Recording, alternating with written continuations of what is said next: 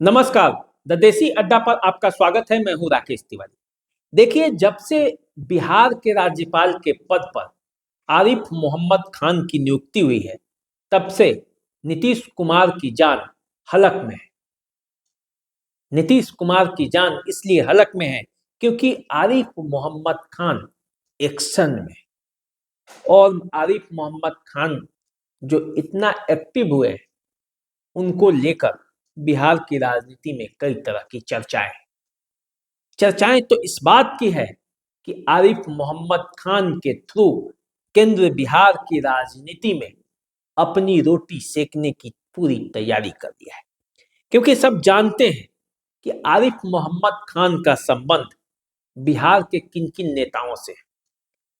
आरिफ मोहम्मद खान नीतीश कुमार के भी करीबी हैं और लालू यादव के। सभी बीपी सिंह सरकार में एक साथ मंत्री थे।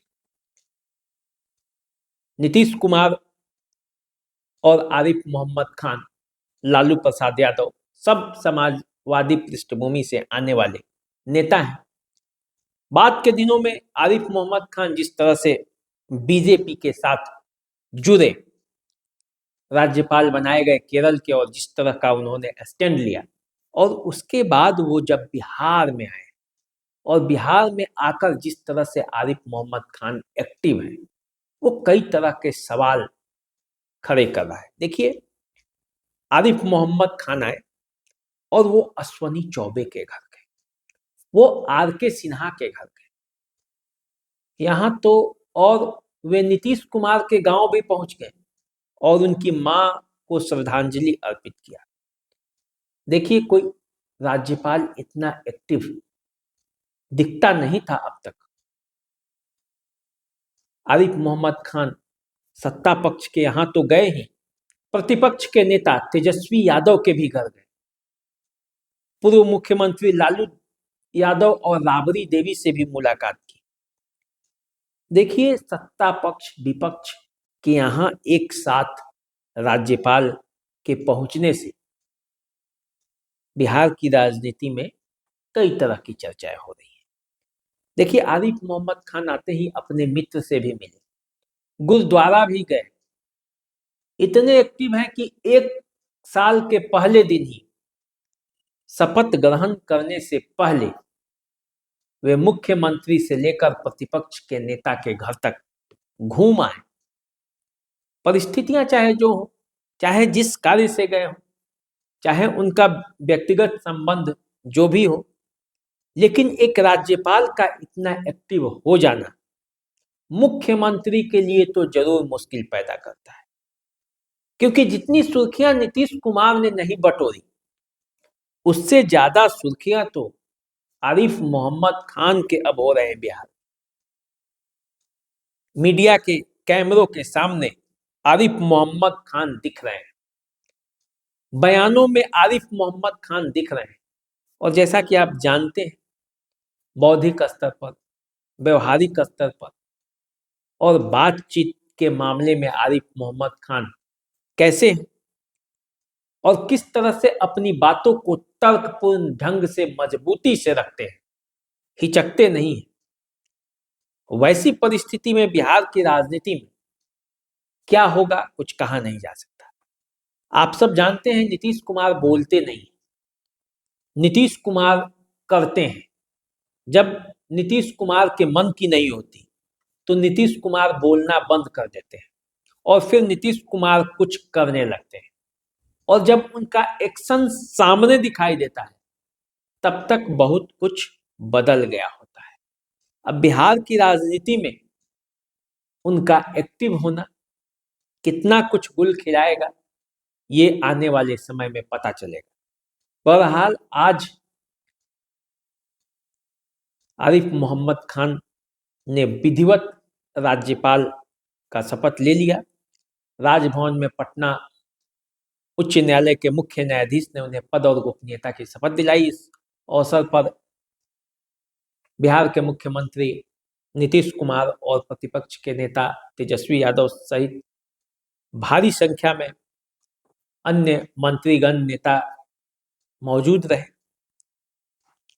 राजनीतिक हलचल बिहार में बढ़ी हुई है और इस राजनीतिक हलचल के बीच आरिफ मोहम्मद खान का एक्टिव हो जाना नीतीश कुमार के लिए भी एक चुनौती की तरह है।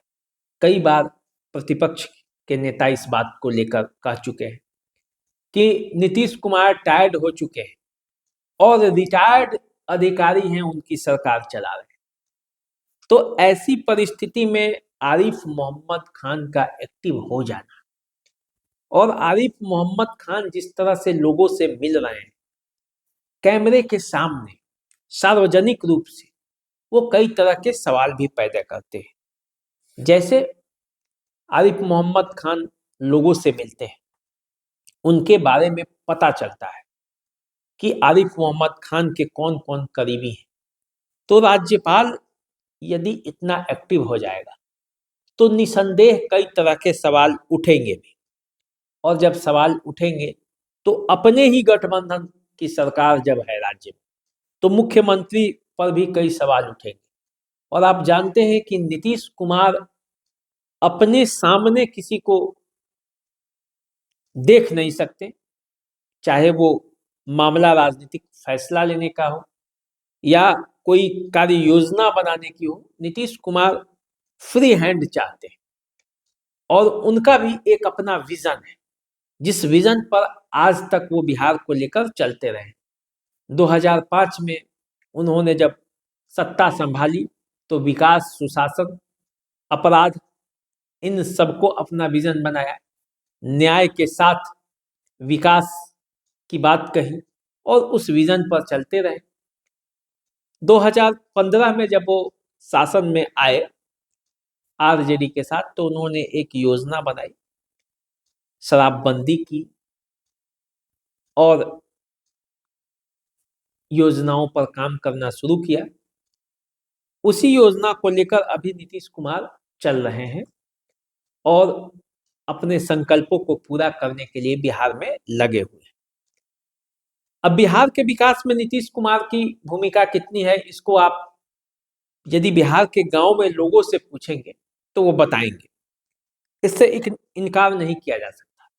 लेकिन जिस तरह की राजनीतिक फैसले के लिए नीतीश कुमार माने जाते हैं, जिस तरह से वो पाला बदलते हैं, इस पाला बदल की राजनीति ने नीतीश कुमार को जरूर कमजोर किया है वैचारिक स्तर पर। क्योंकि नीतीश कुमार वैचारिक स्तर पर इतना पाला बदलेंगे और इस तरह के फैसले लेंगे, ये कोई नीतीश कुमार से अपेक्षा नहीं किया था 2015 के पहले।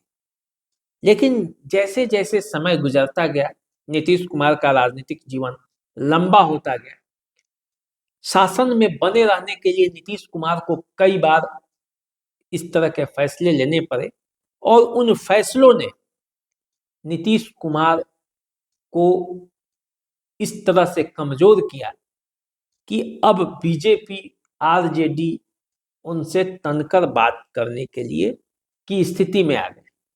वरना बिहार की राजनीति में 2010 में नीतीश कुमार के सामने कोई खड़ा होने की हैसियत नहीं रखता था और नीतीश कुमार उसी तरह की राजनीति करना चाहते भी, और इसीलिए 2025 में उन्होंने ये संकल्प लिया है कि सीटों की संख्या 225 तक पहुंचानी है।